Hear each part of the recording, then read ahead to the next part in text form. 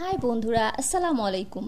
গল্পের শুরুতে আমরা একটি মেয়েকে দেখতে পাই যার নাম চিন্টি। সে ফোনে তার মাকে বলছিল, মা আমি এখনই হসপিটালে চলে আসছি। কিন্তু তখনই দুইটা লোক এসে মেয়েটাকে কিডন্যাপ করে নিয়ে যায়। তারপর মেয়েটার যখন জ্ঞান ফিরে আসে তখন সে বিশাল একটা বাড়িতে ছিল। সেখানে একটা হ্যান্ডসাম একটা ছেলে আসে যার নাম ছিল হেক্স। হেক্স এসে চিন্টির কলার ধরে বলে, তোমাকে আমি 5 দিন আগে মেসেজ করে বলেছিলাম না আমাদের বিয়েটা ভেঙে দেওয়ার জন্য, কিন্তু তুমি এখনো বিয়েটা ভাঙো নাই কেন?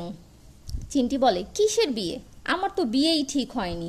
তাছাড়া আমি তো ওই মেসেজ দেখে ভেবেছিলাম কেউ হয়তো আমার সাথে মজা করছে। হেক্স বলে, এখন আমি তোমাকে আরও একদিন সময় দিচ্ছি। এই একদিনের মধ্যে যদি তুমি আমাদের বিয়ে ভাঙতে না পারো। এই বলে সে চিন্টির শরীরে হাত বুলিয়ে বলে, বুঝতেই তো পারছো এরপর আমি কি করব। এসব দেখে চিন্টি তো তখন অনেক ভয় পেয়ে যায় আর বলে, আমি আজকের মতোই বিয়ে ভেঙে দিব। এই বলে সে ওই বাড়ি থেকে দৌড়ে সোজা হসপিটালে তার মার কাছে চলে আসে। এখানে এসে চিন্টি তার মার কাছে বিয়ের বিষয়ে জিজ্ঞাসা করলে তার মা জানায় যে অনেক বড়লোক একজন চিন্টিকে তার ছেলের জন্য পছন্দ করেছে, যার বিনিময়ে তার মা 20 মিলিয়ন টাকা পেয়েছে। আসলে তারা অনেক গরিব ছিল, তার উপর চিন্টির ভাই ছিল কোমাতে। এই কারণে তাদের অনেক টাকার প্রয়োজন ছিল। কিন্তু তারপরও চিন্টি তার মাকে বলে, এইভাবে অচেনা কাউকে আমি কিভাবে বিয়ে করব। এইটা শুনে তার মা তার কান্নাকাটি করে ইমোশনালি ব্ল্যাকমেল করে, যার ফলে চিন্টি বাধ্য হয়ে আবারও হেক্সের বাসায় ফিরে আসে আর বলে, আমি বিয়েটা ভাঙতে পারিনি। এই কথা শুনে হেক্স বলে, আমি তোমাদের মতো মেয়েদের নাটক ভালো করেই জানি, তুমি শুধু টাকার জন্য বিয়েটা করতে চাইছো তাই না? চিন্টি বলে, না আমি একদমই টাকার জন্য বিয়ে করতে চাই না।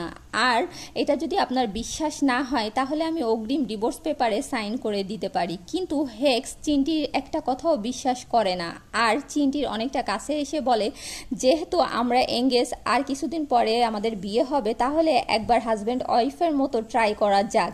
এটা শুনে চিন্টি বেচারির তো পেটে ব্যথা শুরু হয়ে যায়।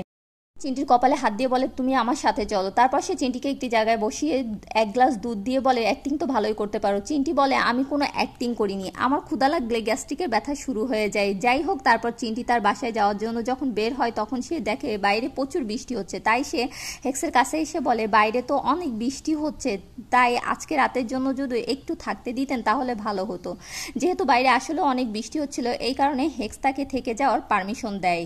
তারপর হেক্স রাতের বেলা ড্রিঙ্কস করে চিন্টির কাছে আসে আর জোর জবরদস্তি করে তার কাছে আসার চেষ্টা করে। ঠিক তখনই চিৎকার করে করে ঘুম থেকে উঠে দেখে আসলে সে এতক্ষণ ধরে স্বপ্ন দেখছিল। তবে বাস্তবেও হেক্স ড্রিঙ্কস করে চিন্টির কাছে আসে। তবে সে এখানে এসে বাজে কিছু করে না, বরং চিন্টির কোলে মাথা রেখে ঘুমিয়ে পড়ে।